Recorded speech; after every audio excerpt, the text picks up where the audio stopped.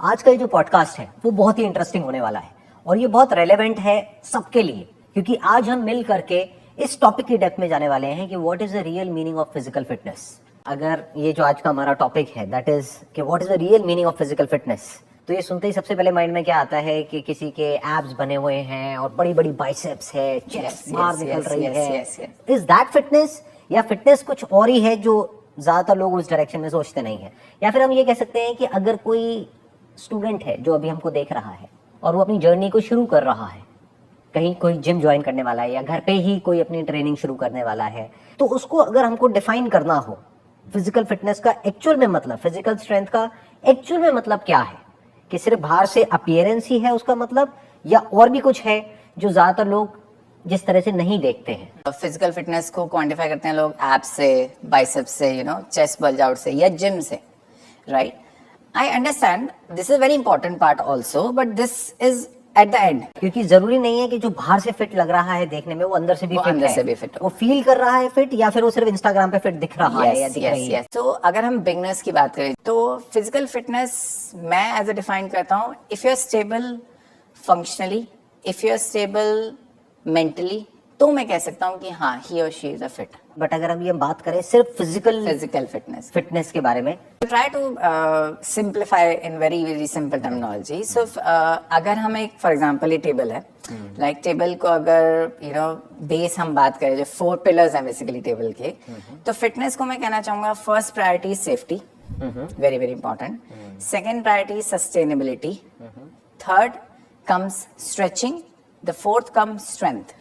सो basically हमने उसको, जैसे एस है, so we can the 4S basically, 4S for the fit. Muscles को जब हम एक्सरसाइज करते हैं तो हम एक तरह से टीयर कर रहे हैं, टीयर कर रहे हैं बेसिकली, तो उसको रिकवर होने के लिए टाइम चाहिए। और अगर हम वो टाइम नहीं दे रहे हैं, या बीच में जितना टाइम देना चाहिए, मतलब मिनिमम 2 से 3 दिन का, अगर हम वो नहीं दे रहे हैं, मिनिमम 2 डेज तो देना ही चाहिए, तो अगर हम उतना टाइम नहीं दे रहे हैं एक मसल को रिकवर होने के लिए, तो we are prone to injury. हमने इंटरनेट पे भी ऐसी बहुत सारी वीडियोस हैं कि कोई उल्टी सीधी एक्सरसाइज कर रहा है, करते करते एकदम से वो बेहोश हो गया। ऐसे बहुत सारे केसेस हैं जहाँ पर डेथ तक हो गई। तो अगर आपकी डेथ ही हो जाती है तो फिर ऐसी एक्सरसाइज का क्या फायदा? किसके लिए बॉडी बना रहे हो? तो ये हमने पहला पॉइंट टच किया, सेफ्टी। नेक्स्ट आता है sustainability.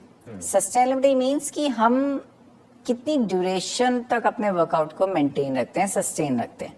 That's also very important. Yoga कई लोग जैसे बॉडी बनाते हैं, इनिशियली तो मसल मास अच्छा बिल्डअप हो जाता है, बट जैसे वो छोड़ देते हैं तो सारा फैट लटक जाता है। चाहे कुछ भी हो, रेगुलर रहना है, रेगुलर है, चाहे कम करो लेकिन रेगुलर करो, चाहे 15 मिनट्स करो। जैसे किसी दिन टाइम नहीं है तो पूरा अपना वर्कआउट स्किप कर देंगे, इट्स बेटर कि 1 घंटे के बजाय 15 मिनट कर लो, लेकिन सस्टेन करो उसको। कि भाई ये नहीं कि हम गए बड़े एक्साइटमेंट के साथ में जिम में या कहीं पर भी अपना कोई वर्कआउट शुरू किया, जैसे आई थिंक 90% लोगों के साथ में होता है। Yes, true. और मेरे ख्याल में जो जिम एक्चुअल में प्रॉफिट कमाता है वो 90% लोगों से ही कमाता है। जो रेगुलर आते हैं वो तो बहुत ही कम लोग होते हैं कि आए बड़े एक्साइटमेंट के साथ में, पैसे दिए, उसके बाद में 10 दिन तक 15 दिन तक तो पागलों की तरह एक्सरसाइज करी, उसके बाद में छोड़ दिया। तो what you are saying is, इससे बेटर ये है कि धीरे धीरे आगे बढ़ो, take baby steps. Yes. So अब हमने बात करी सेफ्टी की, सस्टेनेबिलिटी की, नाउ हम बात करते हैं स्ट्रेचिंग की। Before strength, stretching is important. Why? Because क्या होता है, हमारी जो डेली लाइफस्टाइल है, मेजरली हम वर्क करते हैं सिटिंग में, मेजरली इवन जो व्हाइट कॉलर जॉब पीपल हैं, जो MNCs में हैं, सो मेजरली वो सिटिंग वर्क ज्यादा है हमारा एज कम्पेयर टू स्टैंडिंग और वॉकिंग। बट हमारी बॉडी बनी है वॉकिंग के लिए। अब सिटिंग से प्रॉब्लम क्या होती है कि हमारी बॉडी स्टिफ होती चली जाती है। लाइक मैं छोटा सा एग्जांपल देता हूँ। Right now we are sitting, right? अब जो हमारी नी जॉइंट है, वो नी जॉइंट 90 डिग्री बेंड है इस वक्त, बट एक्चुअली में नी जॉइंट की जो रेंज है वो 130 टू 135 डिग्री है, बट हम उसे यूज ही नहीं करते हैं।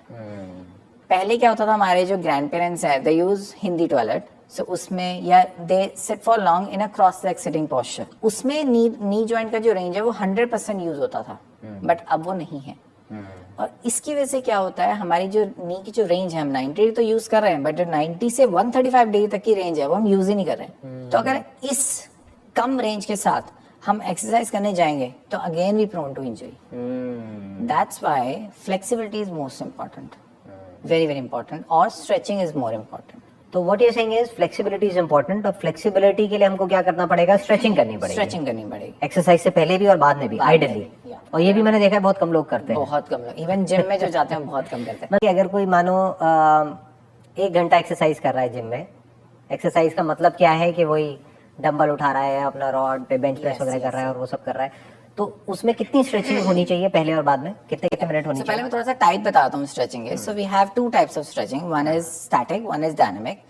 Static stretching में ये होता है कि आप उस स्ट्रेच को होल्ड करते हो minimum for 30 seconds, right, 2 to 3 times उसको होल्ड करते हो. डायनेमिक स्ट्रेचिंग में ये होता है आप उसको होल्ड नहीं करते हो, आप जैसे मूवमेंट्स करते हो, राइट, उसको पर्ट्यूबेशंस देते हो बेसिकली एक मसल को स्ट्रेच करने के लिए. अगर हम बात करें कि वर्कआउट से पहले, because it's a warm up phase, right, so warm up phase में हमें डायनेमिक स्ट्रेचिंग यूज करनी चाहिए बिकॉज वो क्या करती है, मसल को एक्टिवेट करती है.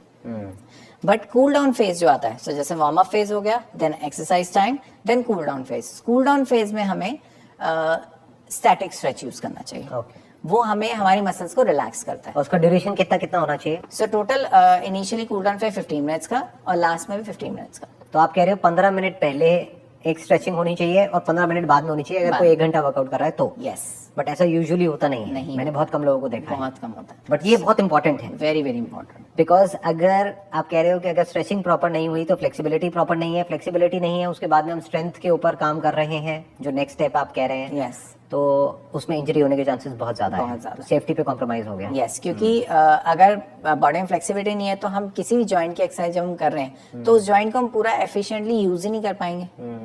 And if you are not able to use it then definitely it's going to इंजर.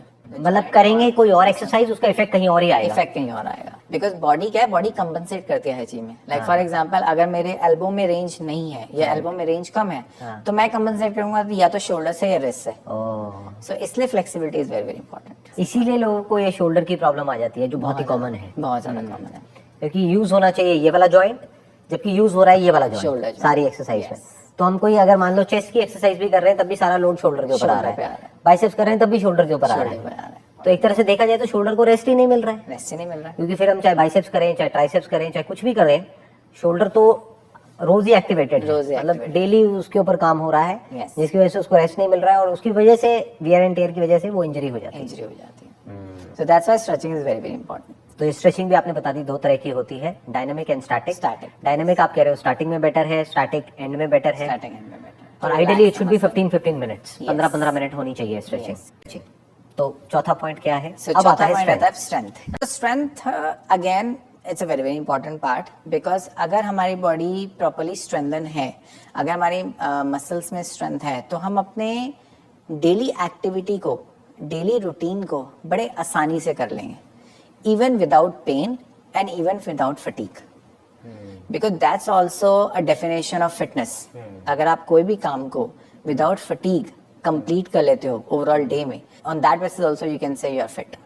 अगर हम स्ट्रेंथ के बेनिफिट्स के बारे में बात करें, सो द मेजर बेनिफिट जो मुझे लगता है, आपके जॉइंट्स के ऊपर प्रेशर हटा देते हैं मसल्स. अगर आपकी मसल्स स्ट्रांग है, अगर आपकी मसल्स स्ट्रेंथन है तो जॉइंट के ऊपर प्रेशर हट जाता है. सारा जो आपका बॉडी वेट है वो एब्जॉर्ब कर लेती हैं मसल्स, आइडियली जैसा होना चाहिए. जैसा होना चाहिए. बहुत सारे ऐसे क्लाइंट्स आते हैं जिनका ओवरवेट है, राइट. अब वो कहते हैं कि हम डॉक्टर पास गए तो डॉक्टर ने बोला वेट कम करो, राइट, बट मुझे तो पेन है, मुझे तो नी में पेन है, मुझे तो बैक में पेन है, मैं वेट कैसे कम करूँ? क्योंकि वेट कम करने के लिए मुझे एरोबिक्स करना पड़ेगा, मुझे रनिंग करनी पड़ेगी, मुझे जॉगिंग करनी पड़ेगी. तो इसलिए हम उनको ये ट्रेन करते हैं कि आप वेट कम करो, which is very very important, but उसके साथ साथ अपनी मसल्स को स्ट्रॉन्ग करते रहो ताकि जो जॉइंट पे लोड है वो कम हो जाए.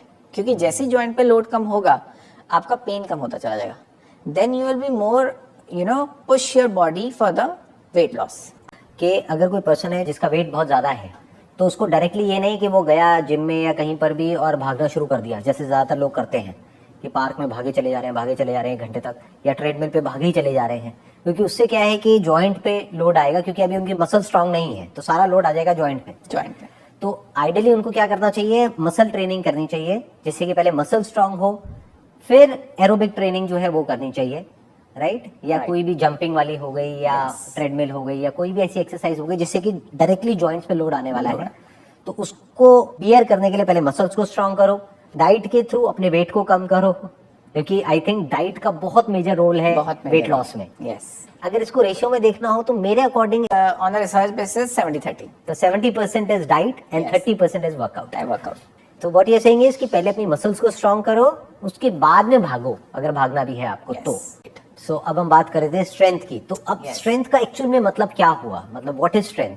अगर मैं तो आपने बात करी बेनिफिट्स की कि स्ट्रेंथ के ये बेनिफिट्स होते हैं, तो फिजिकली स्ट्रांग होना हर कोई चाहता है, लेकिन what is physical strength? For example, अगर मुझे टेबल उठानी है and I am a beginner, मैंने कोई वर्कआउट नहीं किया, कोई कुछ नहीं किया, अब जरूरी नहीं है कि मेरे मसल्स में इतनी स्ट्रेंथ हो कि मैं इस टेबल को उठा सकूं, राइट? मेरी मसल्स में स्ट्रेंथ नहीं है, फिर मैं कोशिश करूंगा तो मैं एंजॉय करूंगा अपनी बॉडी पार्ट को। इसलिए स्ट्रेंथ इज सो इंपॉर्टेंट कि मैं कोई भी काम, कोई भी एक्टिविटी या कोई भी वेट अपने नॉर्मल रूटीन में उठा सकूं, लिफ्ट कर सकूं। एंड उसको ट्रेन करने के लिए हमें स्ट्रेंथ ट्रेनिंग करनी पड़ती है। जैसे हाउस होल्ड एक्टिविटीज हम लोग करते हैं, फॉर एग्जाम्पल मैंने कुछ ऊपर से कुछ सामान उठाना है, राइट?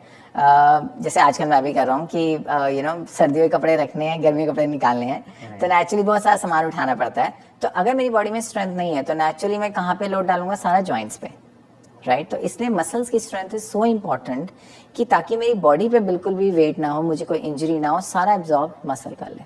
तो देखा जाए तो एक तरह का लूप है। यस। जिसकी मसल स्ट्रांग नहीं है वो जितना वेट उठाएगा उसके जॉइंट्स पे और लोड आएगा। जितना लोड आएगा उसकी मसल्स उतनी ही वीक होती चली जाएंगी, क्योंकि मसल्स यूज नहीं हो रही तो मसल्स वीक हो जाएंगी, उसका फिटनेस का लेवल गिरता ही चला जाएगा टाइम के साथ साथ में। और दूसरी तरफ से जिसकी मसल्स एक्टिवेटेड है, यानी कि मसल स्ट्रांग है, जितना वो और वेट उठाएगा वो उसके लिए अच्छा है, क्योंकि उसकी मसल्स और स्ट्रांग हो जाएगी, right? It's a kind of a loop. It's a kind of loop, yes. कि जितनी मसल स्ट्रांग है उतना वो और वेट उठाएगा, जितना और उठाएगा उतना और स्ट्रांग होता चला जाएगा, तो वो लूप बनता चला जाएगा। और मैंने बहुत लोगों को देखा है कि कई बार क्या होता है, ज्यादातर जो इंजरी होती है वो कैसे होती है कि एकदम से गए कहीं पर, कोई हल्का सा वेट उठाया और एकदम से स्लिप डिस्क हो गया, या पीछे बैक में प्रॉब्लम, बहुत कॉमन है। सो मुझे लगता है पर्सन शुड नो कि वो कितना फिट है, कैसे वो अपनी फिटनेस को आगे प्रोग्रेस करे। सो कितना फिट है, अब उसमें कुछ टेस्ट होते हैं जिसमें वो खुद भी कर सकता है, राइट? जैसे सबसे पहले वो अपना मेजर कर सकता है body mass index, which is BMI। Because जो स्टार्टिंग में हम सेफ्टी की बात कर रहे थे, मैं उसी में ये पॉइंट ऐड करना चाहूंगा कि हमें पता होना चाहिए कि हमारी क्या इस वक्त फिटनेस लेवल है, और उसके हिसाब से हमें गोल्स बनाने चाहिए। उसी के हिसाब से हमें एक लेवल बनाना चाहिए कि मुझे इस लेवल तक पहुंचना है। वो क्या होता है कि नॉर्मली हमने किसी को देखा, कोई किसी का आइडल है, मान लो कोई बॉलीवुड सेलिब्रिटी है या कोई हॉलीवुड सेलिब्रिटी है, उसकी बॉडी को देखा और बोला मुझे ऐसी बॉडी चाहिए 6 महीने के अंदर अंदर। yes. तो वो गलत हो गया, तरीका ही पूरा का पूरा गलत हो गया। yes.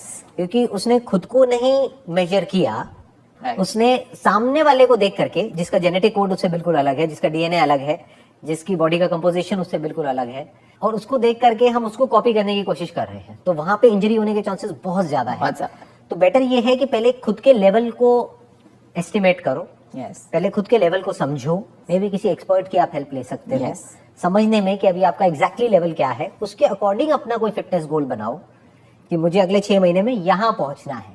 That may not be even close to जो आपका आइडल है, जो भी आपके माइंड में एक आइडल स्टेट है, बट एटलीस्ट आप इस वजह से सेफ रहोगे, सस्टेन कर पाओगे और अपनी स्ट्रेंथ को बढ़ा पाओगे। अगर हम स्ट्रेंथ के पॉइंट से बात करें कि क्या ऐसे टेस्ट हैं, बहुत सिंपल टेस्ट है। जैसे पुशअप्स हो गया, फॉर एग्जांपल पुशअप्स आप 1 मिनट में कितने पुशअप्स मार सकते हो, राइट? तो इस बेसिस पे आपने आपको क्वांटिफाई कर सकते हो। सिटअप्स होते हैं जिनको हम क्रंचेस भी कहते हैं, एब्स के लिए आप 1 मिनट में कितने क्रंचेस मार सकते हो, right? So that you can compare with may be after 1 month, may be after. छोटे टेस्ट हैं जिसमें आप अपने आप को क्वांटिफाई कर सकते हो कि जैसे मैंने स्टार्ट किया था, I was here, now after 3 weeks और after 4 weeks I am here. और बेसिकली वहां से मोटिवेशन मिलना चाहिए पर्सन को, बजाय कि किसी और के कंपैरिजन में देख करके कि देखो उसका इतना है, मेरा इतना हो गया उसके कंपैरिजन में, तो वहां वो कहीं ना कहीं जा करके फंस जाएगा। बट अगर वो अपने आप से अपने आप को कंपेयर करता चला जाए कि देखो 1 महीना पहले मैं इतने पुशअप्स कर पाता था, या इतने सिटअप्स कर पाता था, या इतनी देर तक प्लैंक को होल्ड कर पाता था, अब मैं इतनी देर कर पा रहा हूँ। तो that should give motivation to that particular person कि मैं खुद के कंपैरिजन में एक बेटर वर्जन बन गया। Better version. To my personal thing, safety is first priority. आप सेफ रहो, then you can do whatever you want. आपको पता है आपके बारे में, मेरा क्या लेवल है और मुझे किस लेवल तक पहुंचना है। So that's why safety is very important. ये बात आई थिंक इतनी इंपॉर्टेंट है जिसकी कोई हद नहीं है। On that note let's end this podcast and I am sure जो लोग अभी हमको देख रहे हैं उनको भी बहुत कुछ सीखने को मिला होगा। यहीं पे मैं इस कॉन्वर्सेशन को खत्म करूंगा, that is safety. Safety is the most important. Thank you so much.